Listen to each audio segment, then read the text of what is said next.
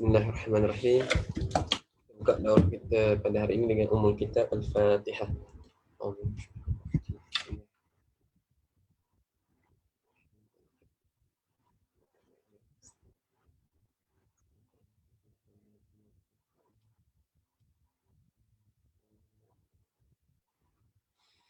Assalamualaikum warahmatullahi wabarakatuh. Bismillahirrahmanirrahim. Alhamdulillah rabbil alamin wassalatu wassalamu ala asyrafil anbiya'il mursalin wa ala alihi wa sahbihi ajma'in. Alhamdulillah amma ba.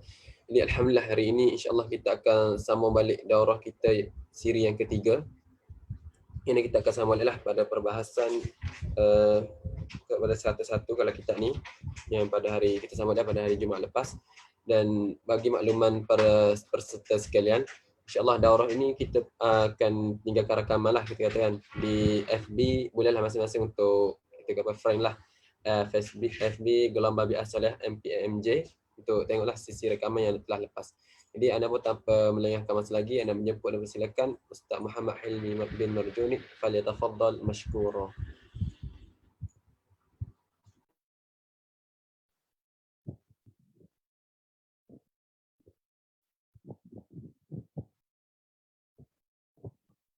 أعوذ بالله من الشيطان الرجيم بسم الله الرحمن الرحيم الحمد لله رب العالمين والصلاة والسلام على أشرف الأنبياء والمرسلين وعلى آله وصحبه أجمعين رب اشرح لنا صدورنا ويسر لنا أمورنا واحلل عقدة من ألسنتنا يفقهوا أقوالنا.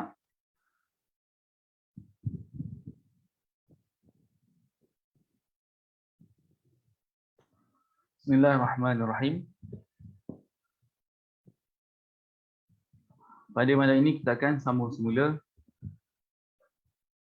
pengajian berkenaan kitab ini, iaitu Matan Al-Lam'ah, yang merupakan ringkasan bagi Matan Lum'atul Adillah karangan Imam Al-Haramain Al-Zuhani dan Al-Lam'ah karangan Syekh Sa'id Qudah hafizahullah. Okey, seterusnya kita akan berakhir di bahagian sifat-sifat Allah Ta'ala, dan saya berhenti pada sifat sampai ilmu qudrah hayat tu, dan malam ini kita akan sambung pada sifat kalam. Bismillahirrahmanirrahim. Qala al-muallif hafizahullah ta'ala wa nafa'ana bihi wa bi'ulumihi fid dharain amin. Qala al-bari ta'ala mutakallimun wa kalamuhu qadimun azaliyun la mubtada'a li wujudihi.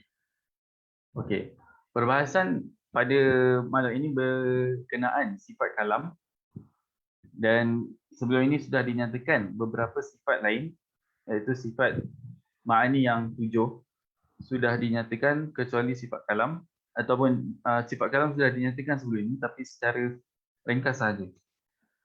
Okey, sekarang penulis akan menyatakan perinciannya. Tapi sebelum kita masuk kepada kitab ini, ada beberapa perkara yang perlu saya fikir perlu untuk saya sampaikan, dan sebagai penerangan ringkas berkenaan sifat kalam. Sebab sifat kalam ni adalah antara sifat yang paling rumit perbahasannya, yang paling panjang, yang paling ada banyak perselisihan ataupun khilaf berkenaannya. Tapi ada beberapa, dalam banyaknya perselisihan tu, ada juga bahagian-bahagian yang disepakati. Maksudnya, kalau kita ambil kira dari kalangan pandangan ulama ahli sunnah wal jamaah itu sendiri, ada perkara yang mereka sepakati dan ada perkara yang mereka perselisihkan. Jadi perkara yang mereka sepakati melibatkan perkara-perkara yang usul, perkara-perkara yang jelas. Itu merupakan kesepakatan. Manakala perkara yang diperselisihkan pula ialah perkara yang melibatkan perincian tentang masalah ini, tentang perbahasan sifat kalam ini. Itulah yang kita kena faham terlebih dahulu.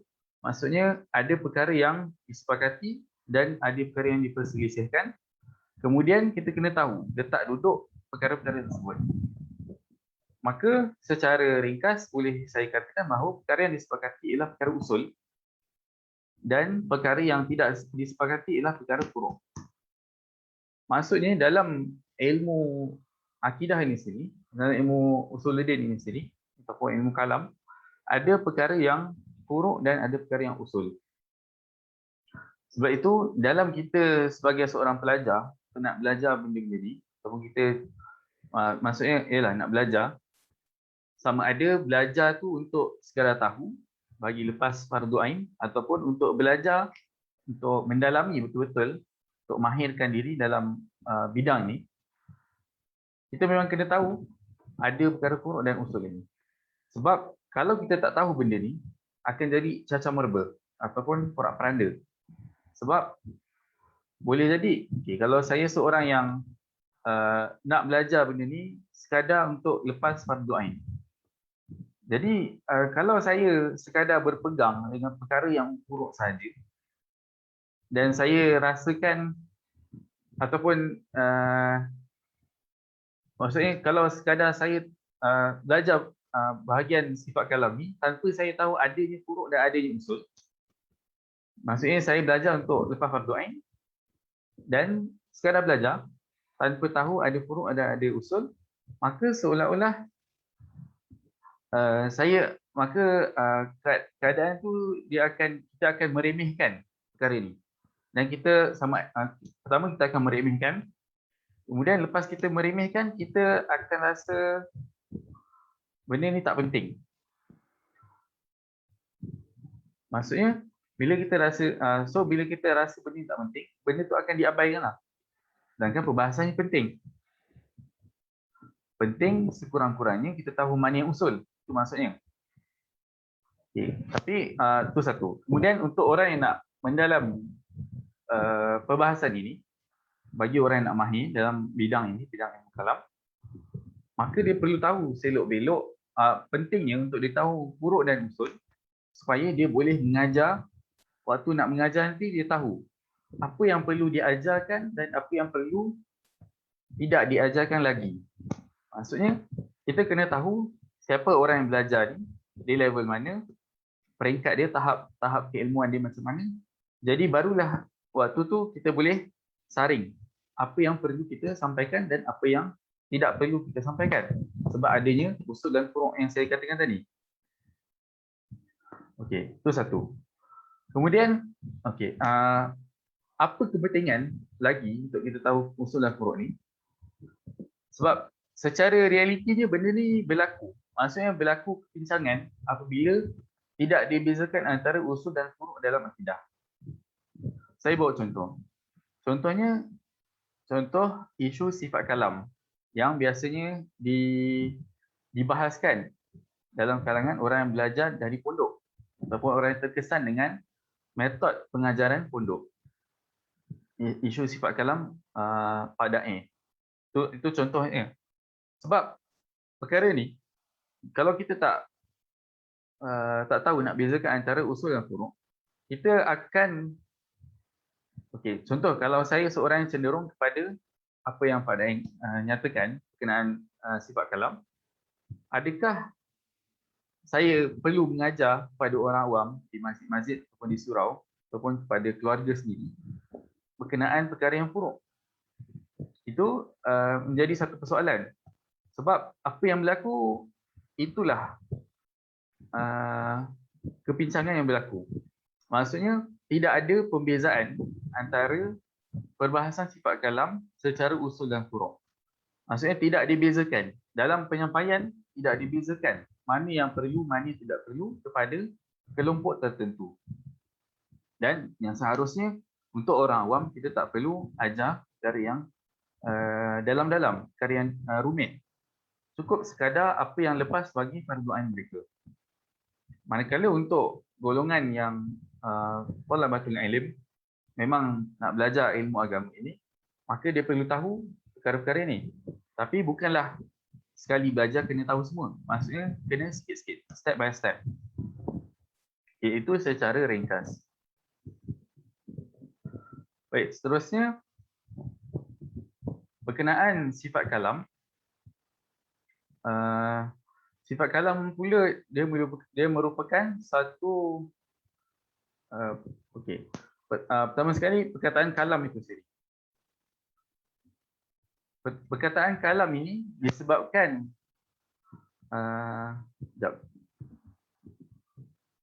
memandangkan adanya perkara-perkara yang saling berkaitan. Contoh, kalau berkenaan pertama perkataan ataupun frasa sifat kalam. Kedua, frasa kalamullah. Maka kat sini ada persamaan, iaitu perkataan kalam. Jadi yang kita perlu tahu pertama sekali ialah perkataan kalam ini ialah isim mushtarak. Isim mushtarak ialah perkataan yang berkongsi makna. Maksudnya dia satu perkataan tapi dalam beberapa keadaan dia membawa makna A contohnya. Kemudian dalam beberapa keadaan lain perkataan tersebut membawa makna B. Jadi kalau contoh dalam sifat kalam ini ataupun dalam perkataan kalam, apabila kalam itu merujuk kepada kalamullah, persoalannya adakah ia baharu ataupun qadim.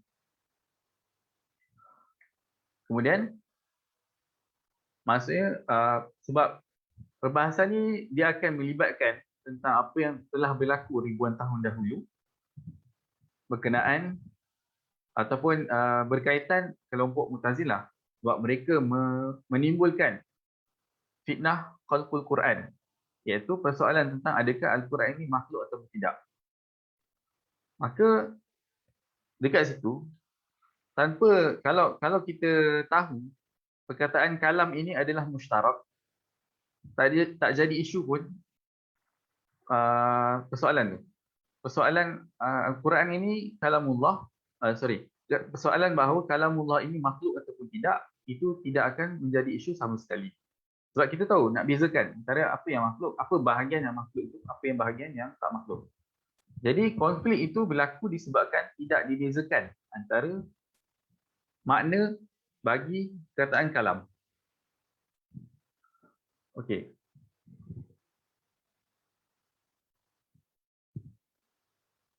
Bismillahirrahmanirrahim. Qala al-bari ta'ala mutakallim wa kalamuhu qadimun azaliyun la mubtada'a li wujudihi. Okey, sekarang ini tentang nak mengisbatkan sifat kalam bagi Allah Taala. Maka kalau dinyatakan mutakallim sama saja dengan maksudnya Allah Taala ini ada sifat kalam. Sebab mutakallim tu ialah isim fa'il yang merujuk kepada pihak yang ada ataupun yang bersifat dengan sifat kalam tu. So dia adalah mutakallim. Kemudian wa kalamu qadimun azaliyun la mubtada'a li wujudihi. Kalam Allah Taala ini bersifat qadim, azali dan tidak ada permulaan bagi wujudannya.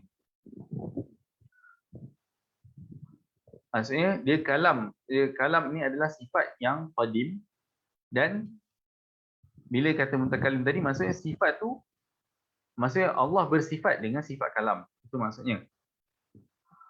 Kemudian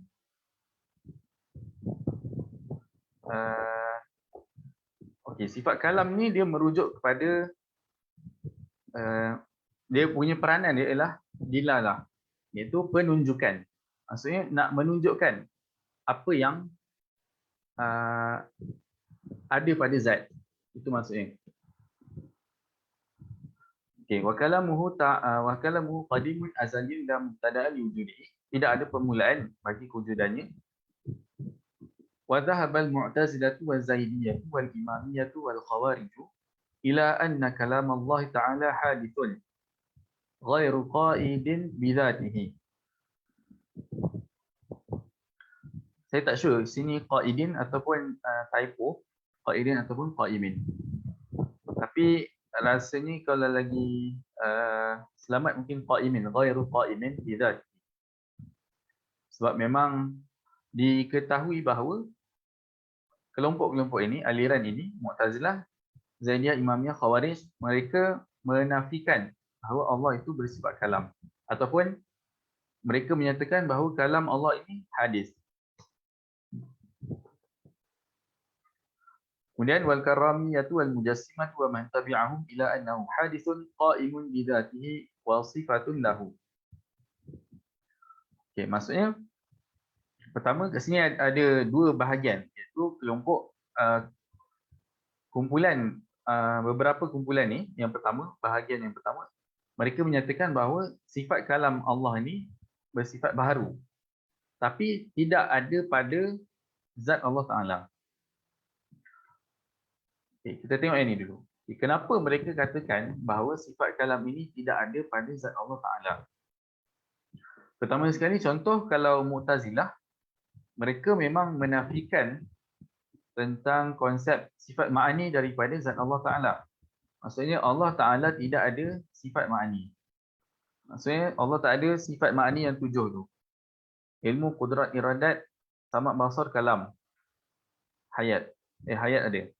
Tapi mereka menafikan sifat Ta'ala tersebut, sifat ma'ani tersebut daripada Allah Ta'ala. Sebab kenyataan mereka ataupun dakwaan mereka, kalau Allah Ta'ala bersifat dengan sifat ma'ani tersebut, maka akan timbul ataupun akan wujud banyaknya perkara yang qadim. Sebab kita dah kata mula-mula sekali zat Allah itu qadim. Kemudian kalau Allah bersifat dengan sifat tersebut dan sifat tersebut qadim, maka perkara yang qadim itu ada banyak. Sedangkan kita perlu mengesakan bahawa yang qadim itu hanya satu. Itu dia punya hujahan mereka. Kemudian tapi hujahan itu salah, sebab apa yang qadim itu ialah maksudnya sedia ada. Maksudnya bila sedia ada bukanlah bermaksud Allah Ta'ala itu wujud tanpa sifat. Itu adalah sesuatu yang mustahil. Lagi satu, kalau sifat salbi, secara ringkas saya cakap, sifat salbi, dia tidak mengapa untuk ada banyak ataupun untuk ada pada sifat ma'ani. Okey.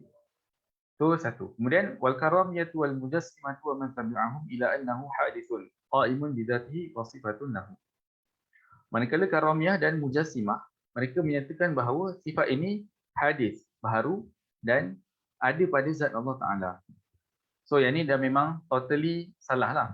Sebab mustahil ada perkara baharu pada zat yang qadim. Itu kita pun sudah tahu dia punya, kita pun dah maklum dia punya kesalahan tu. Bentuk kesalahan dia macam mana. So tadi tu berkenaan antara sebab mereka, so persamaan antara dua pihak ni, yang ni katakan sifat tersebut hadis, jadi pun hadis juga. So apakah mereka punya usul dakwaan ni? Maksudnya macam mana mereka boleh mendakwa sedemikian? Okey, jawapannya ialah kerana mereka istidlalkan daripada ayat Al-Quran itu kun fayakun. So bila kun fayakun, maksudnya Allah Ta'ala, sebab ni sifat kalam kan, Allah Ta'ala memerintahkan dengan perkataan kun tu, maka sesuatu perkara berlaku. Jadi mereka menyatakan bahawa benda tu sebelum tu tak ada, maka perintah tu sebelum tu tak ada. Sebab wujudnya sesuatu perkara mengikuti arahan tersebut, arahan Allah itu, iaitu kun. Maka bila Allah nak perkara baharu tu berlaku, maka Allah perlu jadikan arahan tu. Maka arahan itu ataupun kalam yang diungkapkan dalam bentuk kun, maka itu baharu. Jadi itulah sebab mereka menyatakan bahawa sifat kalam ini ataupun kalamullah ini baharu. Okey. Kemudian wamtana'at tawaifu min haula'i min itlaqil qawli bi kaunihi makhluqan. Fasammahu hadithan wa muhdatsan. Wa atlaqal mutaakhiruna min al-mu'tazilati qawlahu bi kaunihi makhluqan. Okay, mula-mula sekali mereka menyatakan bahawa Ni contoh khusus ni ialah Mu'tazilah. Mu'tazilah memang ada Mu'tazilah yang terdahulu. Mereka kata kalamullah ini baharu, tapi tak boleh kata dia makhluk. Walaupun dia baharu, dia hadis, tapi dia bukan makhluk. Itu Mu'tazilah yang awal-awal. Kemudian barulah mereka berubah ataupun kata berevolusi lah, dah cakap. Mu'tazilah yang terkemudian katakan bahawa kalamullah ini makhluk ataupun sifat kalam ini adalah makhluk. والدليل على قدم كلام الله تعالى أنه لو كان حادثا لم يخلو من أمور ثلاثة. Okay, ini tentang pembuktian bahawa kalamullah Ta'ala ini qadim. Kalau kalamullah ini qadim, kalau kalamullah ini baharu, maka dia tidak akan lari daripada tiga perkara, iaitu tiga kebarangkalian ini. Imma an yaquma bi dzatil bari ta'ala atau yaquma bi jismin min al-ajsam atau yaquma la bi mahal. Okay, pertama, sama ada kalamullah itu ada pada zat Allah Ta'ala. Maksudnya dia baharu tapi ada pada zat Allah Ta'ala. Okay. Kemudian kebarangkalian kedua ialah kalamullah itu baharu tapi ada pada jisim lain. Maksudnya ada pada jisim. Mana-mana maksud jisim makhluk. Kemudian yang ketiga pula ialah kalamullah ini baharu tapi tidak ada pada la bi mahal. Maksudnya tidak ada pada mana-mana zat. Tidak ada pada jisim, tidak ada pada zat Allah Ta'ala. Tapi dia ada. Dia ada dan dia baharu. Okay, kita akan tengok satu-satu. Qad baqala qiyamuhu bihi idh yastahilu qiyamul hawadith bi dzati bari ta'ala. Okay, ini yang tentang sifat yang baru ataupun perkara baru yang ada pada zat Allah Ta'ala. Ini dah jelas salah. Fa innal hawaditha la taqumu illa bi hadith. Perkara yang baru tidak akan berada melainkan pada perkara yang baru juga. Wa baqala qiyamuhu la bi mahal. Kemudian terbatal juga kebarangkalian bahawa kalamullah ini tidak ada pada mana-mana zat ataupun jisim. Fa baqala qiyamuhu la bi mahal. Fa innal kalam al-haditha 'aradun min al-a'rad. Sebab kalam yang baharu ini adalah arad. Bila dikatakan arad, maka sebagaimana yang kita dah pelajari minggu lepas bahawa arad tidak boleh lari daripada jisim. Kalau maksudnya kalau kita nyatakan bahawa arad ini tidak ada pada mana-mana jisim, maka itu salah. Sebab arad mesti wujud pada jisim tertentu. Fa innal kalam al-haditha 'aradun min al-a'rad wa yastahilu qiyamul a'radi bi anfusiha. Mustahil untuk arad itu wujud dengan sendirinya tanpa terikat pada mana-mana jisim. Idh law jaza dhalika fi darbin minha lazima fi sa'iriha. Sebab kalau perkara ini boleh berlaku, maksudnya dalam kes kalam ini, maka dia boleh berlaku pada arad lain juga. Sedangkan perkara itu tak berlaku sebab bila dinyatakan hukum arad ataupun hukum jisim, maka hukum tersebut perlu ditepati oleh setiap arad untuk hukum arad. Dan kalau untuk hukum jisim, maka hukum tersebut perlu ditepati oleh setiap jisim ataupun jauhar. Okay. Tapi dia tak sebut, saya nampak dia tak sebut yang bahagian yang kebarangkalian kedua ni, iaitu aw yaqumu bi jismin minal ajsam. Maksudnya kalam Allah Ta'ala ini baharu tapi ada pada jisim lain. Kenapa? Pertama sekali, kenapa dakwaan ini terhasil? Dakwaan ini terhasil kerana Mu'tazilah hendak mentafsirkan peristiwa Nabi Musa mendengar kalam Allah Ta'ala. So, peristiwa tersebut, sebab pertama sekali, mereka menafikan bahawa kalam Allah Ta'ala itu qadim. Sebab kalau kalam Allah Ta'ala itu qadim, macam mana Nabi Musa boleh dengar? Sedangkan Nabi Musa itu hadis. Satu. Kemudian, mereka juga menafikan bahawa kalam Allah Ta'ala ini, sekejap. Kalam Allah Ta'ala ini baharu, tapi tidak ada pada zat Allah Ta'ala. Kat sini kan, hadith ghairu qa'imin bidatihi. Okay. Kalam Allah Ta'ala ini baharu, tapi tidak ada pada zat Allah Ta'ala. So, macam mana Nabi Musa boleh mendengar kalam Allah Ta'ala? Maka Mu'tazilah nak selamatkan keadaan ataupun nak bagi alasan, mereka berhujah bahawa Allah menciptakan kalam pada pokok, kemudian daripada pokok itulah Nabi Musa mendengar kalam Allah Ta'ala. Maksudnya kalam Allah Ta'ala itu baharu, Allah cipta, kemudian Allah cipta pada pokok. Itu maksudnya kalam Allah Ta'ala itu wujud pada jisim, satu-satu jisim ataupun makhluk, iaitu pokok. Maka dapatlah Nabi Musa mendengar kalam Allah Ta'ala menerusi pokok. Itu dakwaan Mu'tazilah. Maka sanggahan untuk dakwaan ini ialah mustahil kita katakan bahawa pokok yang mempunyai kalam ataupun yang menyampaikan kalam tertentu, mustahil kita katakan bahawa sifat kalam itu dinisbahkan kepada Allah Ta'ala. Sebab bila dia ada pada pokok, maka dia kalam pokok, bukan kalam Allah. Sama juga kalau kita katakan bahawa saya bercakap, tapi takkan saya nak nisbahkan percakapan saya ni ataupun nak nyatakan bahawa sifat bercakap ini kembali kepada orang lain. Sebab hakikatnya memang saya yang bercakap. Itu maksudnya. Jadi kat situ dia punya sanggahan terhadap Mu'tazilah, bentuk sanggahannya. Okey, kemudian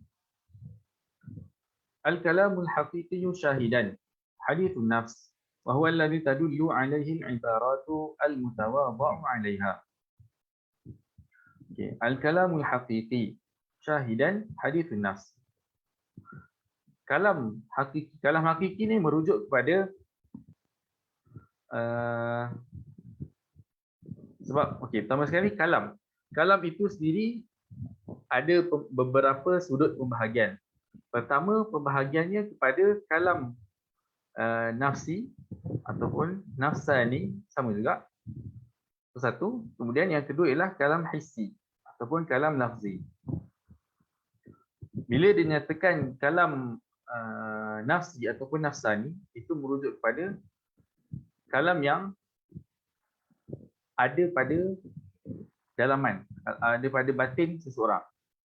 Manakala lafzi ataupun hissi itu adalah apa yang dituturkan, diungkapkan. Sebab apa yang diungkapkan ataupun dituturkan ini asalnya ialah daripada dalaman itu sendiri. Maksudnya kita nak menyampaikan sesuatu, maka sesuatu itu ada dalam diri kita, makna tersebut ada dalam diri kita, kemudian kita tuturkan dia. Tuturkan tu boleh jadi dalam pelbagai bahasa. Sebab kalau saya nak, contoh saya nak nyatakan bahawa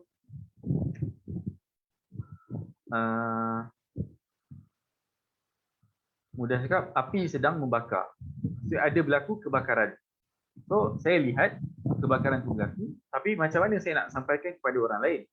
Dan saya faham kebakaran itu berlaku, maksudnya perkara itu tercapai. Makna kebakaran yang sedang berlaku itu wujud dalam diri. Kemudian saya nak sampaikan kepada orang lain bahawa kebakaran sedang berlaku. Maka saya perlu menuturkan ungkapan tertentu yang boleh membuatkan orang faham bahawa kebakaran sedang berlaku. Secara tak langsung, ungkapan tersebut mestilah difahami oleh pihak yang diungkapkan. Maksudnya difahami oleh orang yang menerima ungkapan tersebut, menerima perkhabaran tersebut. Jadi ungkapan itu ataupun kalam lafzi itu dia mesti terhasil dalam bentuk menepati bahasa tertentu, satu. Kemudian dia sampai melalui udara, sebab dia sampai melalui bunyi, dan bunyi itu adalah getaran zarah. Jadi kalau perkara kalau kita katakan bahawa kalam lafzi ataupun kalam hissi itu ada pada Allah Ta'ala, maka secara tak langsung apa dia punya lazim dia, apa dia punya kemestian daripada dakwaan tersebut ialah kita akan menyatakan bahawa Allah Ta'ala bertutur menggunakan suara-suara tertentu. Maka itu satu bentuk kesalahan. Maksudnya itu salah itu, dan bertutur pula merupakan pergerakan. Getaran dia merupakan pergerakan merupakan perkara yang baru. Maka mustahil bagi Allah Ta'ala yang qadim ada sifat-sifat yang baru. Okay, jadi kita sebagai ahli sunnah kita menyatakan bahawa kalam Allah Ta'ala ini adalah makna yang ada pada Allah Ta'ala, makna atau sifat yang ada pada Allah Ta'ala, dan sifat tersebut berperanan untuk menunjukkan sesuatu perkara, menunjukkan ataupun mengungkapkan sesuatu perkara, ataupun mudah cakap dia ikhbar, dia bersifat sifat dia ialah ikhbar ataupun dilalah, nak menunjukkan mesej ataupun makna tertentu. Okey, al-kalamul haqiqi syahidan hadis nafs wa huwa alladhi tadullu alaihi al-ibarat al-mutawadhi'u 'alaiha. Hadithun nafs maksudnya apa yang hadithun nafs ni apa? Boleh kata tak tahu nak terjemah macam mana. Tapi mudah cakap kalam nafsi lah, dia adalah kalam nafsi, kalam yang ada dalam ada secara batin tu, dia diungkapkan dengan ibarat tertentu, ibarat yang diletakkan. Maksudnya ini kembali kepada bahasa kan, konsep bahasa. Waqad tadullu alaihi al-khutut wa rumus. Dan ibarat ni biasanya dirujuk kepada percakapan. Itu ibarat. Kemudian waqad tadullu alaihi al-khutut wa rumus. Yang ini dalam bentuk tulisan. Kemudian wa kullu dhalika amaratun 'ala al-kalami qa'imi bin nafs. Semua ini menjadi petunjuk bagi kalam yang ada dalam diri. Sebab kita nak sampaikan sesuatu sama ada bercakap ataupun tulis. Sama ada bercakap ataupun tulis. Okay, kemudian wa min asyawahidi ala dhalika kitabillah ta'ala min kitabillah azza wa jalla fi ikhbar 'anil munafiqina qawluhu ta'ala idza ja'akal munafiquna qalu nashhadu innaka la rasulullah. Al-ayah. Okey. Maksudnya ini adalah dalil bagi membuktikan bahawa adanya kalam nafsi dan adanya kalam lafzi. Okay, sebab orang munafik mereka secara lisan menyaksikan bahawa Rasulullah ni ataupun Nabi Muhammad itu adalah Rasulullah. Secara lisan mereka menyatakan sedemikian, tapi secara dalaman ataupun secara batin mereka tidak menerima bahawa Nabi Muhammad ini sebagai Rasulullah. Kemudian maka secara tak langsung ayat ini menjadi ikrar ataupun menjadi ataupun ayat ini menunjukkan adanya kalam nafsi dan adanya kalam lafzi. Wa nahnu na'lamu anna Allah Ta'ala lam yukadzibhum fi iqrarihim wa innama yukadzibhum fi ma tujinnuhu sarairuhum wa tutinnuhu dhamairuhum. Okey. Maksudnya Allah Ta'ala tidak menafikan apa yang mereka nyatakan secara lisan, tapi Allah menafikan apa yang berlaku ataupun apa yang mereka nyatakan dalam diri mereka. Okey.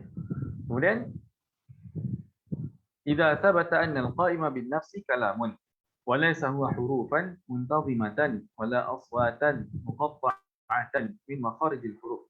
Okey, apabila sabit bahawa al-qa'im bin nafs kalam, maksudnya perkara yang menyampaikan, yang bersifat ataupun yang berperanan untuk menyampaikan ini adalah kalam, maksudnya sifat yang untuk menyampaikan sesuatu itu yang ada, maksudnya sifat yang ada dalam diri, dan sifat tersebut berperanan untuk menyampaikan sesuatu dikenali sebagai sifat kalam, maka untuk Allah Ta'ala, dia bukanlah dalam bentuk huruf, bukanlah dalam bentuk bunyi aswat ataupun suara yang terbit daripada makharijul huruf.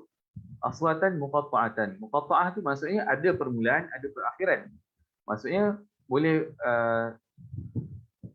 sekarang dia senyap, lepas tu lepas ni dia cakap, dia sambung balik cakap. Bukan itu maksudnya. Wala aswatan muqatta'atan min makharijul huruf. فَلْيَسْتَيْقِنِ الْعَاقِلُ أَنَّ الْكَلَامَ الْقَدِيمَ لَيْسَ بِحُرُوفٍ وَلَا أَصْوَاتٍ وَلَا أَلْحَانٍ وَلَا نَغَمَاتٍ. Maka kita perlu, maka orang yang berakal perlu yakin ni bahawa kalam yang qadim itu bukanlah dalam bentuk huruf, bukan bentuk suara, bukan alhan dan naghamat. Ni lebih kurang bunyi lah, maksud bunyi-bunyian.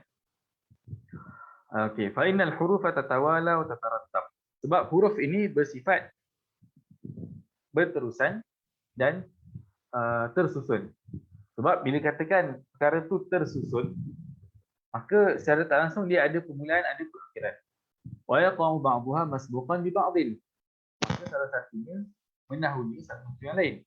Wa kullu masbuqin hadis. Maka setiap perkara yang didahului itu, setiap perkara yang didahului itu adalah baharu. Wa kalamullah ta'ala maqru'un bi alsinatil qurra, mahfuzun bi hifdzil hafazah. Kalam Allah Ta'ala ini maqru'un bi alsinatil qurra, dibacakan dengan lisan para qari. Kemudian mahfuzun bi hifdzil hafazah, terjaga dengan hafazan orang yang menjaga tu. Maksud hafazan para penghafaz. Maktubun fil masahifi 'ala al-haqiqah, ditulis pada mushaf secara hakikat. Wal qira'atu aswatul qari'ina wa naghamatihim wa hiya min al-af'al. Manakala bacaan qira'ah tu ialah suara para pembaca. Wa hiya min al-af'al allati yu'maru biha wa yunha 'anha wa yusabu 'alayha wa qad yu'aqabu 'ala tarkiha. Okey. Maka perkara-perkara ini iaitu makruh, maksudnya pertama sekali bacaan, hafazan dan tulisan. Maka itu adalah wahya minal af'ali allati yu'maru biha. Sorry. Tak, ini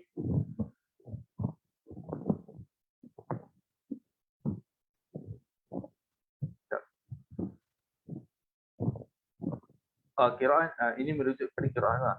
Wahya minal af'al allati yu'maru biha wa yunha 'anha yusabu 'alayha. Maksudnya bacaan dan juga hafazan itu dan juga tulisan itu merupakan sesuatu yang diperintahkan. Wa yunha 'anha wa yusabu 'alayha qad yu'aqabu 'ala tarkiha. Maksudnya perbuatan-perbuatan tersebut ada diberikan ganjaran. Perbuatan-perbuatan tersebut yang melibatkan kalam Allah Ta'ala, maksudnya bacaan, hafazan ataupun tulisan, penulisan Al-Quran itu ada diberikan ganjaran. Dan kalau Allah Alam mungkin maksudnya kat sini waqad yu'aqabu 'ala tarkiha, maksudnya kalau kita tidak membaca sebagai contoh, maka kita akan berdosa. Okay. Kemudian wa kalamullah ta'ala huwal ma'lum al-maqsud minha wal hifdzu sifatul hafizi wal mahfuzu kalamullah azza wa jalla. Okey. Kalam Allah Ta'ala ialah perkara yang diketahui, yang difahami daripadanya. Wal hifdzu sifatul hafizi wal mahfuzu kalamullah azza wa jalla. Menghafaz itu adalah sifat orang yang menghafaz, dan perkara yang dihafal itu ialah kalam Allah Ta'ala. Wal kitabatu ahrufun manzumatun wa ashkalun marfumatun wa hiya hawadith. Penulisan itu ialah maksudnya terdiri daripada huruf-huruf yang tertentu dan bentuk yang tertentu. Maka itu adalah perkara baharu. Wal mafhumu minha kalamullah Ta'ala. Maka perkara yang difahami daripadanya ialah kalam Allah Ta'ala. Kama anna Allah Ta'ala ma'lumun madhkur wa huwa ghairu dzikru dzakirin wa ilmul alimin. Sebagaimana Allah Ta'ala itu diketahui dan diingat, dan dia bukanlah ingatan itu sendiri, dia bukanlah zikru dzakirin, bukanlah zikir ataupun sebutan orang yang menyebutnya, bukanlah ilmu orang yang mengetahuinya. Okay. Dari sini, okay, inilah yang saya nyatakan berkenaan tentang frasa kalamullah ini bersifat mustarak. Ataupun pertama sekali perkataan kalam itu sendiri. Sebab kalamullah ada kalanya dirujuk sebagai sifat Allah Ta'ala, dan dia juga boleh dirujuk kepada Al-Quran, iaitu mushaf. Mushaf yang kita faham kan. Dan pertama mushaf, kemudian bacaan tu. Sebab kalau kita consider dari segi penurunan Al-Quran, apa yang diturunkan kepada kita ni ialah bacaan Al-Quran. Kemudian bacaan itu, maksudnya bacaan tu daripada Malaikat Jibril, kemudian disampaikan kepada Nabi Muhammad. Kemudian Nabi Muhammad sampaikan kepada para sahabat dan kepada umat Islam seterusnya. Maka macam mana penyampaian tu berlaku? Penyampaian tu berlaku dengan, pertama sekali tentulah dalam keadaan bacaan. Bila dibaca, kemudian dihafal, maksudnya kalau dihafal tu disimpan dalam diri masing-masing ataupun dalam ingatan masing-masing. Kemudian dituliskan. Bila ditulis, maksudnya ditulis dalam bentuk ataupun tulis dalam bahasa Arab ataupun dalam tulisan Arab, dan maksudnya dibaca tadi tu dibaca dalam bahasa Arab, kemudian ditulis dengan tulisan Arab. Jadi apa-apa yang dibaca, dihafal dan ditulis tersebut, itu adalah perkara yang baharu. Maka apa yang dan walaupun dia adalah perkara baharu, dia tetap dirujuk ataupun dia tetap dinamakan sebagai kalamullah Ta'ala. Okay. Itu makna kalam Allah Ta'ala yang pertama. Sebab tadi saya kata dia adalah lafaz ataupun perkataan yang mustarak. Dia merujuk kepada beberapa perkara. Okay. Jadi perkara pertama ialah perkara yang dibaca, perkara yang ditulis, perkara yang dihafal. Benda tu baharu, tapi dia merujuk kepada kalam Allah Ta'ala. Maksudnya, dia daripada apa yang Nabi SAW terima. Okay, kemudian kat sini dinyatakan, wa kalamullah Ta'ala huwal ma'lum al-mafhumu minha. Kalam Allah Ta'ala ialah perkara yang difahami daripada bacaan tersebut, daripada hafazan tersebut, daripada tulisan tersebut. Sebab tadi saya nyatakan bahawa sifat kalam itu ialah sifat yang ada pada Allah Ta'ala, dan dia berperanan sebagai dia berperanan untuk menunjukkan makna-makna tertentu. So itulah penunjukan. Penunjukan tu berlaku dengan bacaan, dengan tulisan dan juga dengan hafalan. Maksudnya kita faham apa yang Allah nak sampaikan daripada Al-Quran itu. So secara tak langsung, Al-Quran itulah sebab Al-Quran boleh dinamakan sebagai kalam Allah Ta'ala. Sebab dia merujuk kepada perkara yang perkara ataupun mafhum ataupun ialah maksudnya mesej yang Allah nak sampaikan kepada kita. Itu maksudnya. Jadi kembali kepada persoalan Mu'tazilah awal-awal tadi. Iaitu Mu'tazilah menimbulkan fitnah bahawa adakah Al-Quran ini ataupun adakah kalamullah ini makhluk ataupun tidak. So kalau kita faham konsep ini, apa beza mafhum dengan perkara yang dibaca, ataupun berkata apa beza antara qiraah dengan maqru', maka kita boleh faham ataupun kita boleh jawab persoalan ataupun kemusykilan yang ditimbulkan oleh Mu'tazilah. Sebab Mu'tazilah bertanyakan bahawa Al-Quran ini ataupun kalamullah ini adakah ia makhluk ataupun tidak. Maka kita tahu bahawa makna yang disampaikan itu ataupun penunjukan yang Allah nak bagi tahu itu bukan makhluk. Maksudnya itu kembali kepada kalam Allah Ta'ala ataupun sifat kalam. Kemudian bacaan, hafazan dan tulisan itu adalah makhluk. Okey. So kalau secara itu satu hal. Satu hal lagi adalah dari segi kita nak menyatakan bahawa Al-Quran sebagai kalamullah. Kalau kita nak nyatakan Al-Quran, kita perlu nyatakan bahawa Al-Quran itu kalamullah sebagai kemuliaan, bahawa mushaf itu mengandungi kalam Allah Ta'ala. Okay. Dia mengandungi kalam Allah Ta'ala. Maksudnya walaupun mushaf ialah sesuatu perkara yang baharu, iaitu dia lembaran. Dia lembaran, ada tulisan, ada dakwat, ada awal dan ada akhir, ada permulaan dan ada perakhiran. Maka benda itu memang baharu. Tapi dari segi untuk memuliakan kalam Allah Ta'ala, maka sesuai ataupun wajar untuk kita menyatakan bahawa Al-Quran itu kalam Allah Ta'ala.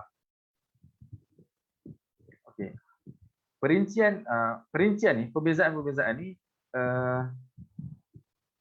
dia macam mana? Maksudnya kalau kita nak katakan bahawa maksudnya kenyataan kita bahawa Al-Quran itu makhluk. Okey, kalau saya kata bahawa Al-Quran ini makhluk. Okay, benda tu dia salah dari segi dia boleh menimbulkan fitnah. Maksudnya kalau kita nyatakan dalam kelas ataupun dalam pengajaran untuk mengajar, dari segi untuk mengajar tak apa. Tapi kalau secara umum kita nyatakan bahawa Al-Quran itu makhluk, maka benda tu boleh jadi fitnah dan itu tidak seharusnya kita nyatakan secara mutlak dalam kalangan masyarakat. Okay, saya fikir itu je untuk berkenaan sifat kalam. So seterusnya tentang ma yastahilu fi awsafil bari ta'ala. Okay, tentang perkara yang mustahil bagi sifat Allah Ta'ala. Wa jumlatul qawli fihi anna kullama yadullu 'ala al-huduth wa 'ala simatin nafsi farabbu yata'ala wa yataqaddas anhu. Okay, secara umum, apa-apa yang menunjukkan kepada baharu atau apa-apa yang menunjukkan kepada sifat baharu ataupun kekurangan tertentu, maka kita kena yakini bahawa Allah Ta'ala tidak macam tu. Maksudnya Allah Ta'ala tidak bersifat dengan sifat baharu dan tidak ada kekurangan. Itu secara umum. Fakullu sifatin fil makhluqati dalla thubutuha ala mukhassisin yu'thiruha wa yuriduha. Wala yuqal thubutuha duna dhalik. Setiap sifat yang ada pada makhluk merujuk kepada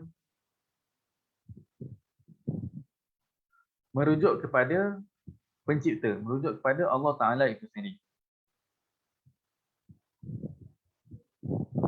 Faya mustahilun 'alal ilah. Maka perkara tersebut, maksudnya perkara ataupun sifat yang ada pada makhluk ini mustahil untuk dinisbahkan kepada Allah Ta'ala, iaitu sifat-sifat yang adanya ataupun yang mempunyai unsur kekurangan. Fa inna law sabatat lahu la dallat 'ala fiqarihi la mukhassis ala mukhassisi dilalatiha fi haqqil hadithil makhluk. Sebab kalau perkara itu sabit bagi sifat-sifat makhluk ini sabit bagi Allah Ta'ala, maka secara tak langsung Allah Ta'ala pun memerlukan mudah cakap memerlukan pencipta lain. Sebab kalau dia sendiri lemah, maka dia perlukan suatu pihak lain yang lebih kuat daripada dia. Kemudian faman intahadha li talabi mudabbirihi fa in ma'anna ila mawjudin intaha ilaihi fikruh fa huwa musyabbih. Maka orang yang dia rasa tenang dengan menyamakan, maksudnya bila dia rasakan Allah Ta'ala ni sama macam dia dari segi sifat apa semua kan. Contoh, sebab sifat kat sini pertama sekali saya lupa nak nyatakan bahawa sifat kat sini boleh jadi apa yang sifat makni yang kita telah lalui sebelum ni, ataupun sifat khabariyah, iaitu merujuk kepada sifat khabariyah, iaitu merujuk kepada nas mutasyabihat seperti contoh yad, ain dan sebagainya. yang merujuk kepada jismiyah. Maka kalau kita isbatkan bahawa kita pun ada mata dan Allah pun ada mata sama macam kita, maka itu adalah musyabbih. Maksudnya dia dah menyamakan orang yang menyamakan tersebut adalah musyabbih, iaitu menyamakan Allah Ta'ala dengan makhluk. Wa ini ma'anna ila nafil mahfi fahuwa mu'attil. Tapi kalau orang yang menafikan secara mutlak 100%, maka dia dikira sebagai mu'attil. Mu'attil ni daripada perkataan ta'til, iaitu mengabaikan ataupun menafikan. Mengabaikan pun boleh. Maksudnya orang tersebut dia menolak secara langsung sifat-sifat tersebut. Wa in qata'a bi mawjudin wa i'tarafa bil 'ajzi 'an darki haqiqati fa huwa muwahhid. Tapi kalau dia pasti bahawa sifat tersebut sabit bagi Allah Taala tanpa dia tahu dalam keadaan dalam masa yang sama dia tahu bahawa dia lemah untuk tahu hakikat sifat tersebut, maka dia adalah seorang muwahhid. So, kalau kita tengok perenggan ni, ada 3 perkara, iaitu pertama musyabbih, kedua mu'attil dan ketiga muwahhid. Musyabbih ni merujuk kepada golongan mujassimah, iaitu mereka menyamakan Allah Ta'ala dengan makhluk.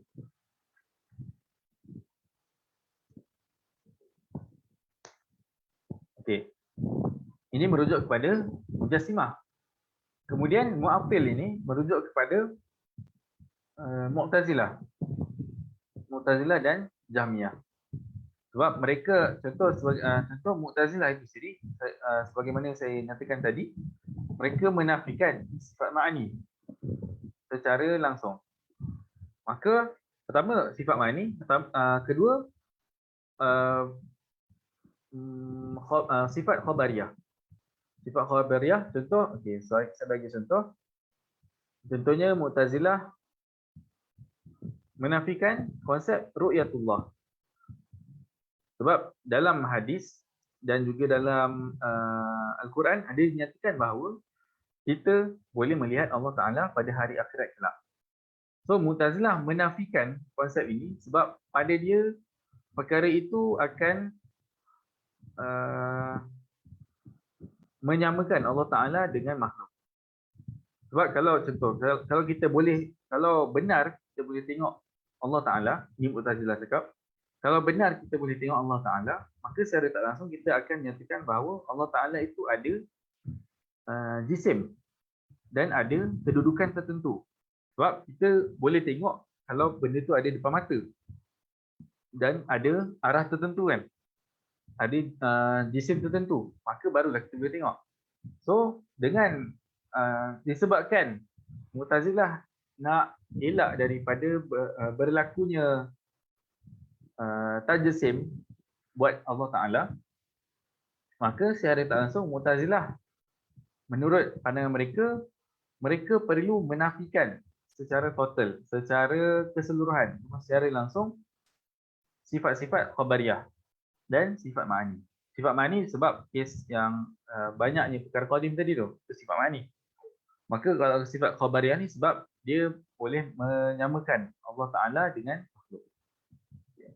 Kemudian tentang muwahhid. Muwahhid ni merujuk kepada ahli sunnah, iaitu tidak tolak semua dan tidak menerima semua. Maksudnya tidak ke arah musyabbih dan tidak ke arah mu'attil, iaitu dalam pertengahan. Maksudnya kita tidak menyamakan Allah Ta'ala dengan makhluk, satu. Kedua, kita tidak menolak secara keseluruhan khabar sifat khabariyah tadi tu. Kita tidak menolak secara keseluruhan. Cuma cukup kita nyatakan bahawa kita menyampaikan apa yang disampaikan kepada kita, iaitu periwayatan khabar periwayatan sifat khabariyah tadi tu, dan tanpa kita tahu apa hakikat maknanya. Maka itulah kita punya tanggungjawab. Tanggungjawab kita untuk kita tahu bahawa benda ni kita sendiri tak boleh capai dan kita sekadar menyampaikan bagaimana yang disampaikan kepada kita. Okay. Kemudian Kemudian waqad ishtabaha al-amru ala aqwamin wuqufan ma'al umuri al-'adiyah wa tamassukan bima tuhimuhu dhawahiru nususin syar'iyyah.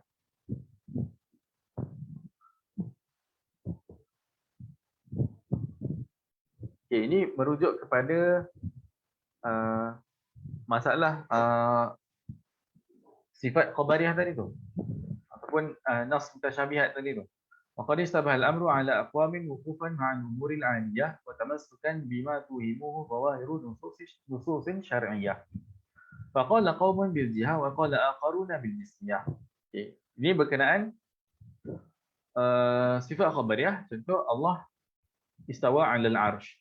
So ada yang menyatakan bahawa Allah benar-benar ada di langit ataupun ada di atas arasy.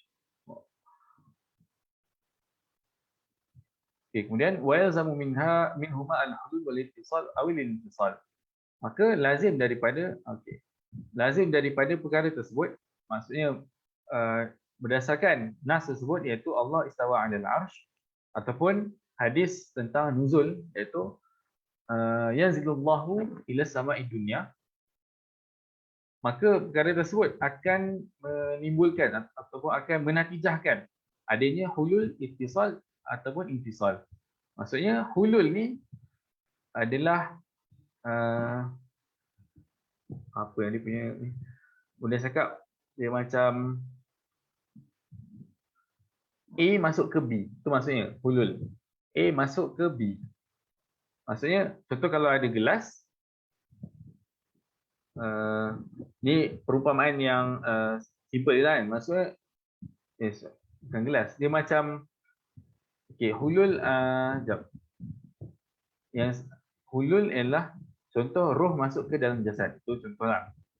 Kemudian ittisal ataupun infisal. Ittisal ni ialah maksudnya boleh jadi dia berhubungan. Contoh dakwaan bahawa Allah duduk di atas arasy atau Allah bersemayam di atas arasy. Itu sebahagian pihak mentafsirkan istawa sebagai bersemayam, tapi ya tafsiran dia banyak kan, itu isu lain. Tapi yang mereka nyatakan bahawa Allah bersemayam di atas arasy, itu adalah ittisal. Kemudian intisal pula ialah terpisah. Ittisal tu bersambungan, maksudnya bersekali, berhubung ataupun bersambung, itu ittisal. Maka intisal pula ialah contoh Allah turun ke langit dunia. Maksudnya bila Allah turun ke langit dunia, Allah terpisah daripada arasy. Itu maksudnya al-ittisal wal al-intisal. Ta'ala Allahu 'an dzalika 'uluwan kabira. Suci Allah daripada perkara tersebut. Wa ajaba aktsaru salaf min a'immahnya bi anna Allah Ta'ala munazzahun 'an sifatil hawadith ma'a tafwidhi hadhihi an-nusus ilayhi ta'ala itharan li tariqil aslam.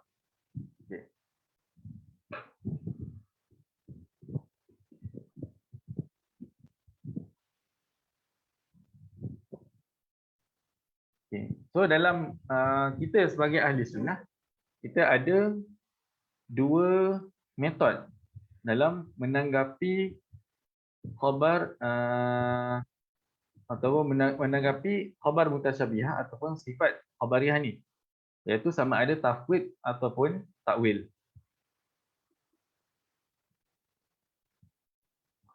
Sebab kedua-dua ni, pertama tafwid ialah kita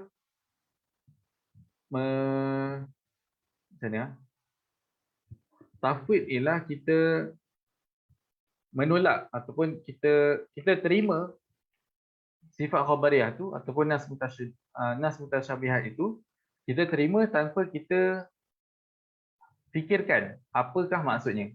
Itu tafwid. Maksudnya terima tapi tak biarkan saja. Maksudnya sekadar terima. Itu maksudnya tafwid. Kemudian takwil pula ialah kita menyatakan makna dia ataupun makna bagi perkara tersebut yang layak bagi Allah Ta'ala. Maka tafwid itu adalah metod yang dilakukan oleh kebanyakan ataupun majoriti salaf. Tafwid. Manakala khalaf pula, mereka cenderung kepada takwil. So dalam kes pendirian terhadap sifat khabariyah ni, ada dua tersebut, iaitu tafwid dan takwil. Kemudian tafwid pula, okey, kalau kita nyatakan kat sini dinyatakan bahawa aktsarus salaf min a'immatina. Bila dikatakan aktsar, maksudnya kebanyakan. Bila dinyatakan kebanyakan, maksudnya ada yang tidak sedemikian. Maksudnya ada yang tidak takwil dan ada yang takwil. Tapi kebanyakan tu tafwid. Sebab memang kalau kita teliti dalam beberapa kitab, contoh Tafsir Tabari, dalam Tafsir Tabari dinyatakan Imam Tabari menyatakan beberapa riwayat daripada salaf yang mentakwilkan nas mutasyabihat. So, secara tidak langsung, kalau ada pihak yang menolak takwil secara 100%, maka perkara tersebut salah. Maksudnya bila pertama dia tolak takwil secara 100%, lepas tu dia nafikan langsung takwil daripada salah, maka itu merupakan satu pendustaan lah. Sebab hakikatnya memang salah ada takwil, walaupun tak banyak, tapi benda tu tetap ada. Sebab kita kena ambil kira ada ataupun tak ada, bukan banyak ataupun sikit. Sekurang-kurangnya bila dah ada, itu dah menunjukkan bahawa takwil itu sendiri boleh. Kemudian berkenaan takwil pula, dia ada beberapa dawabit ataupun piawaian dia ataupun syarat dia. Maka kat sini kita dari satu segi kita kena bezakan antara bentuk-bentuk takwil. So apakah takwil yang dibenarkan, apakah takwil yang tidak dibenarkan. Okey, so berkenaan takwil secara ringkas, takwil dia mestilah pertama menepati bahasa ataupun menepati penggunaan bahasa. Kalau dia tidak menepati penggunaan bahasa, maka secara tak langsung takwil itu dia takwil tapi dia merupakan takwil yang ba'id. Ba'id ataupun biasa sebut takwil tu qarib ataupun ba'id. Maksudnya takwil yang benar ialah takwil yang qarib, takwil yang salah ialah takwil yang ba'id. Ba'id tu maksudnya dia dah lari daripada konteks bahasa, konteks dan penggunaan bahasa. Itu satu. Kemudian yang saya ingat dari segi bahasa, kemudian dari segi akal. Maksudnya dari segi akal ialah takwil itu tidak lari daripada hukum akal. Maksudnya tidak lari daripada hukum akal yang kita tahu, iaitu wajib selain harus. Maka kita tak boleh takwil sesuatu nas tanpa takwil kalau takwilan tersebut membawa kepada kemustahilan tertentu. Contoh. Okay, kemudian dari segi bahasa, akal. Kemudian dari segi syarak. Maksudnya selagi takwil itu tidak menyalahi syarak, maka tidak ada masalah. So, secara tidak langsung, beberapa pihak yang menyatakan bahawa Asy'ariyah ini hanya takwil, itu pun salah. Sebab kita menerima tafwid dan takwil satu. Kemudian mereka ada pihak juga yang menyatakan bahawa Asy'ariyah takwil. Okay. Bila Asy'ariyah takwil, kemudian Mu'tazilah takwil, Jahmiyah pun takwil, maka secara tak langsung Asy'ariyah ini sama dengan Mu'tazilah dan juga Jahmiyah. Sebagai contoh. Okay, maka dari sini apa yang kita perlu lakukan ataupun apa yang kita perlu buat ialah kita kena bezakan antara bentuk takwil tu. Macam yang saya cakap tadi, iaitu takwil qarib dengan takwil ba'id. Kita kena tengok apakah sudut yang menjadikan takwil itu sebagai takwil qarib dan takwil ba'id. Bezakan ataupun bandingkan antara takwil Asy'ariyah dengan takwil Mu'tazilah. Contohnya. Okay. Seterusnya ialah tentang tak pergi baca dulu. Wa ajaba aktsaru salaf min a'immatina bi anna Allah Ta'ala munazzahun an sifatil hawadith ma'a tafwidhi hadhihi an-nusus ilayhi ta'ala itharan min tariq al-aslam. Okey, pertama kemudian wa amma man talahu min al-ulama فأجاب أكثرهم بتعيين محامل صحيحة إبطالا لمذهب الضالين وإرشادا للقاصرين نظرا إلى طريق الأحكام. So kat sini ada dua tarik, iaitu tarik aslam dan tarik ahkam. Yang ni biasanya di tarik aslam dirujuk kepada tarik salaf. Kemudian tarik ahkam dirujuk kepada tarik khalaf. Sebabnya aslam ni ialah iaitu aslam ataupun boleh kata lebih selamat, iaitu kita menerima perkara tersebut ataupun menerima nas mutasyabihat itu, tapi kita tak fikirkan secara lebih mendalam. Kita tak fikirkan maknanya, tak cari makna dia, biarkan dia. Maka itu dikira sebagai selamat. Itu adalah jalan selamat. So sebab itulah dinyatakan tarik aslam. Okay, kemudian kenapa dinyatakan sebagai kemudian berkenaan takwil, kenapa dinyatakan sebagai tarik ahkam?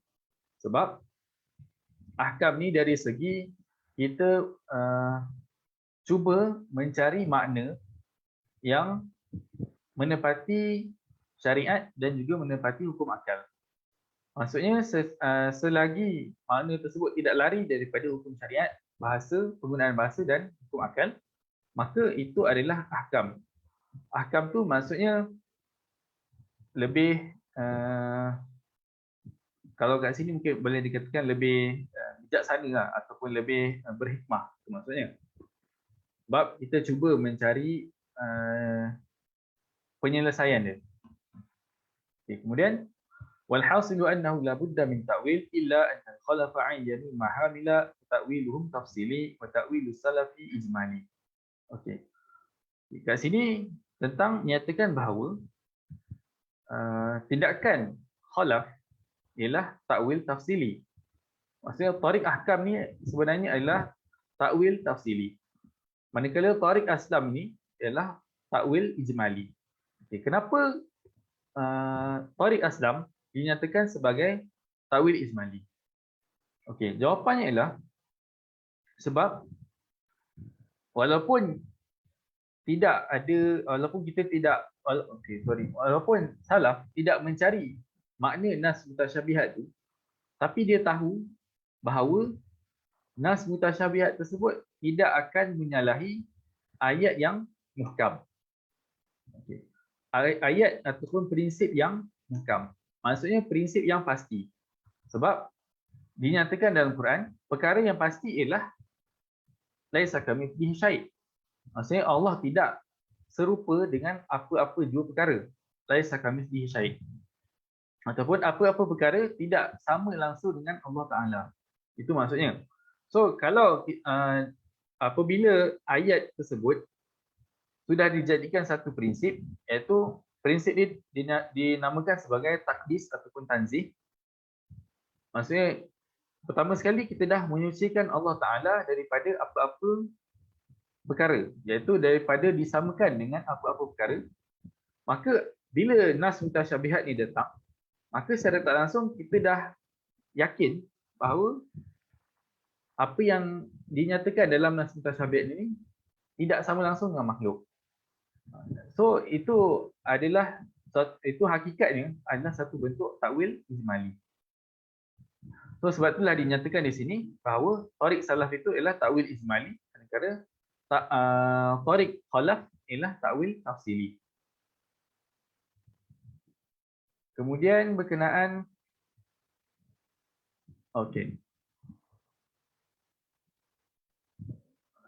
seterusnya ar-Rabb Subhanahu wa taala yataqaddas an qabulil hawadith. Okay, ni kita dah tahu kan. Allah Taala mulia daripada menerima perkara-perkara baharu.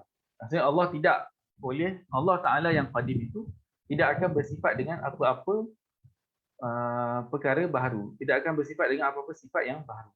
Wattafaqa ala dhalika ahlul milal wal nihal. Wa khalafa ijma'al ummati ta'ifatun nabaghu min Sijistan.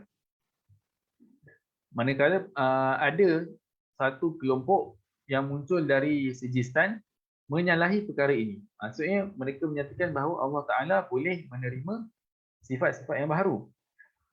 Luqibu bil karramiyah. Mereka digelar sebagai Karamiyah sebab nama pengasas ialah Muhammad bin Karam. Faza'amu anna al-hawaditha tatra'u 'ala dzati al-bari ta'ala 'an qawlihim. Okay, mereka mendakwa bahawa perkara-perkara baharu ada pada zat Allah Taala. Wa hadha nasu madhhabil majus. Dan ini mereka mengikuti mazhab ataupun agama Majusi dalam hal ini. فالدليل على استحالة قيام الحوادث بذات الباري تعالى أنها لو قامت به لم يخلو عنها وما لم يخلو عن الحوادث حادث. Okay. Dalilnya ialah ataupun sanggahan bagi dakwaan ini ialah macam yang kita sudah tahu kan bahawa Allah Taala itu qadim, kalau maksudnya dia tak boleh menerima perkara yang baru. Sebab kalau dia menerima perkara baru, maka Allah Taala itu adalah baru.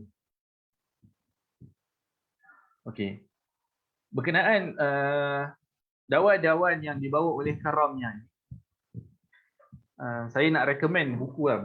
Buku iaitu buku Asasut Taqdis ataupun Taksisut Taqdis. Ada dua nama, Asasut Taqdis ataupun Taksisut Taqdis karangan Imam Fakhruddin Ar-Razi. Jadi dalam kitab itu Imam Fakhruddin Ar-Razi menyanggah golongan Karamiyah ini dengan hujah yang banyak. Jadi memang menarik untuk kalau nak dalamilah apa dakwaan mereka kan. Itu satu. Kemudian berkenaan konsep tafwid dengan takwil tadi tu. Maksudnya apa cara untuk kita tafwid, apa cara untuk kita takwil. Antara karya yang menarik untuk dibacakan berkenaan topik ini ialah, saya bagi contoh kitab Iljamul Awam Imam Ghazali dan juga Qanunut Ta'wil juga karangan Imam Ghazali. Pertama sekali Iljamul Awam, bicara beliau adalah berkenaan tafwid, iaitu macam mana kita nak tafwid ataupun macam mana perlu kita tafwid ataupun itu satu. Kemudian siapa yang perlu tafwid, itu satu. Kemudian Qanun Ta'wil itu menyatakan, kitab Qanun Ta'wil pula menyatakan tentang macam mana cara nak takwil. Maksudnya macam mana cara nak takwil itu boleh sama ada takwil nas mutasyabihat yang berkait dengan sifat khabariyah ataupun takwil apa-apa nas yang dilihat susah untuk difahami. Kemudian kalau dari segi karya yang moden pula ialah kitab Dr. Saif Al-Ansari, iaitu tentang tafwid.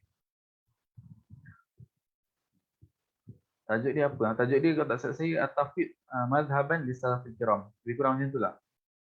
Jadi kitab yang saya nyatakan ni, yang saya recommend ni adalah sesuai, bukan sesuai. Maksudnya untuk kita tahu benda-benda ni bolehlah dibaca kalau berminat. Wallahu a'lam. Saya fikir di sini saja untuk malam ini. Jadi kalau ada soalan boleh tanya. Saya buka untuk soalan.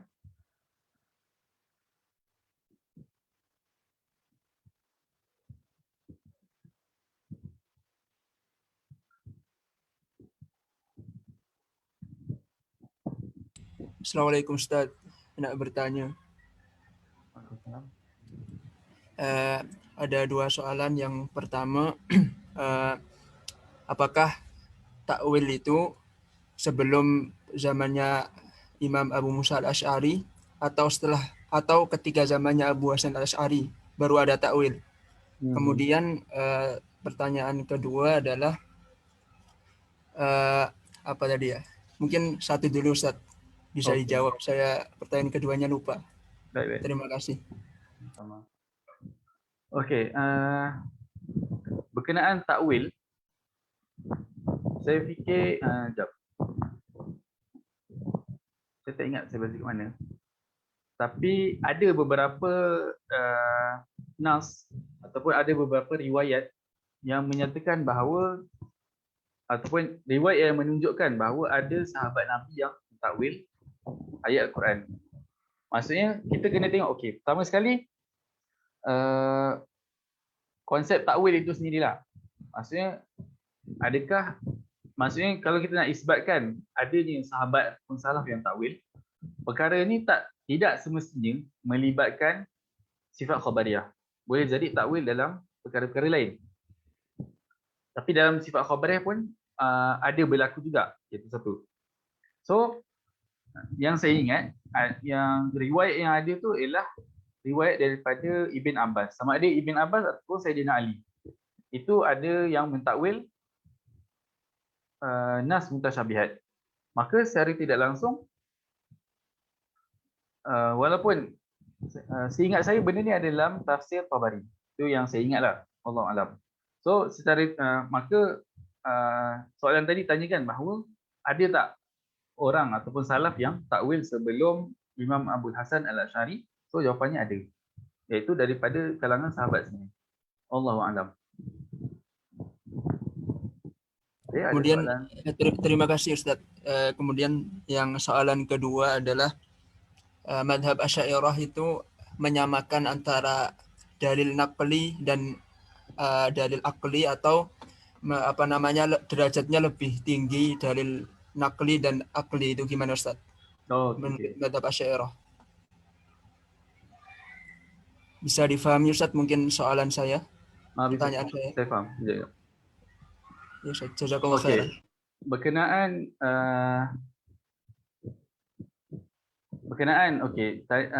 soalannya ialah berkenaan tentang dalil akli dan nakli kan. Jawapannya ialah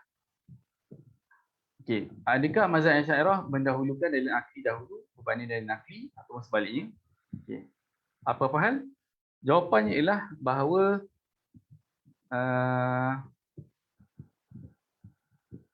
apa yang diterima oleh Asy'ariyah ialah perkara yang qat'i. Iaitu tak kisah sama ada dalil itu nakli ataupun akli. Maksudnya hujah itu adalah akliyah ataupun nakliyah. Asy'ariyah menerima apa-apa yang dilalahnya qat'i. Itu yang perlu didahulukan. Sebab yang perlu didahulukan adalah dilalah yang qat'i berbanding dilalah yang zanni. So dilalah yang maksudnya dalil nakli ataupun dalil akli, kedua-duanya boleh bersifat zanni atau dilalah ataupun qat'iyah atau dilalah. So apa yang Asy'ariyah terima ialah mana-mana yang qat'i. Itu dia punya formula dia. Rumusan dia ialah terima apa-apa yang qat'i. Kemudian barulah diteliti apa-apa yang zanni tersebut. Maksudnya apa-apa yang zanni perlu mengikut apa-apa yang qat'i. Wallahu a'lam. Jazakallahu khairan Ustaz. Terima kasih banyak. Ada soalan lain?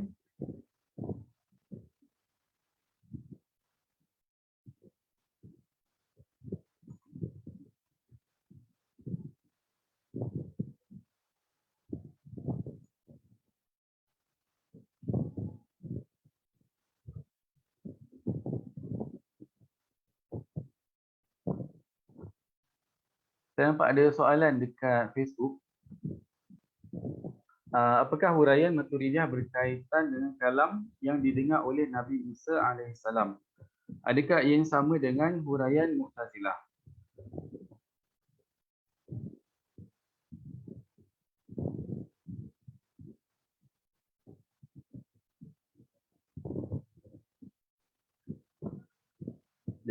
Kalau dalam kes ni, seingat saya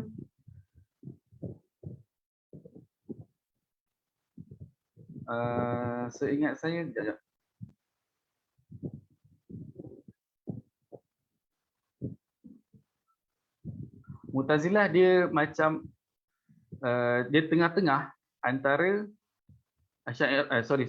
Maturidi. Maturidi dia tengah-tengah antara Mu'tazilah dengan Asy'ariyah.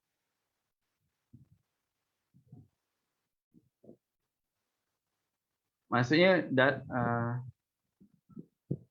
seingat saya Mu'tazilah ada menyatakan bahawa Allah Ta'ala mencipta suara pada pokok. Ini yang saya ingatlah. Tetapi dalam masa yang sama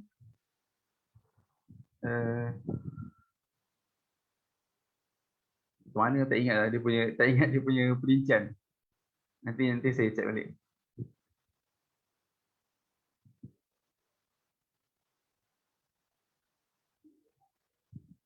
Ada soalan lain?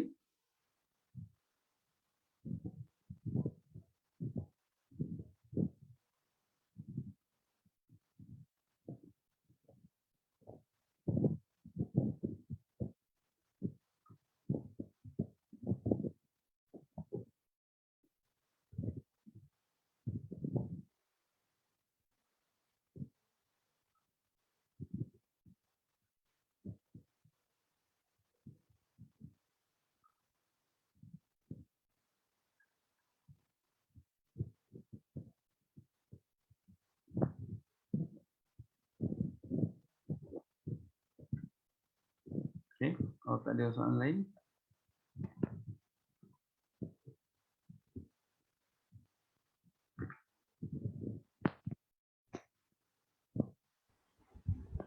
Okey. Mana saya macam dah tak ada soalan. Okay. So nanti kita tangguhlah soalan yang di FB tu, insyaAllah pada akan datang, insyaAllah ta'ala. Jadi insyaAllah kita akhirlah daurah kita pada hari ini dengan tasbih kafarah dan surat al-asr. Subhanakallahumma wa bihamdika.